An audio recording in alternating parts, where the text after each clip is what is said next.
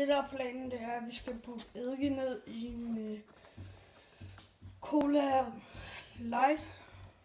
Og så skal der være bagepulver nede i. Og så sætter vi en prop i hernede for enden. Og så skal vi bruge noget te, en tepose, og så hælder vi teet ud. Så er bagepulver i. Så det bliver fedt at se. Vi skal bruge nogle meget små pinde. Ikke så store.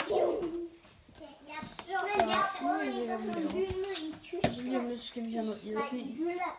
Så tager vi lige eddiken. Sådan 500 ml.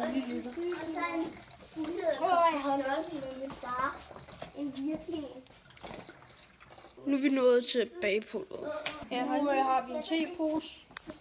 Og så har vi bagepulver. Så sådan noget. Så tager man 1, 2 teske, 3, 4. Netto. Og jeg har brugt smagsmad. Det skal så ikke bare ned. Nej, det må ikke komme ned og røre. Nu tager vi proppen i.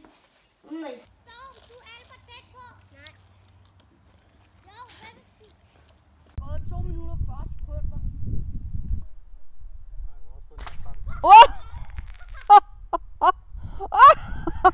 Det var det eksperiment.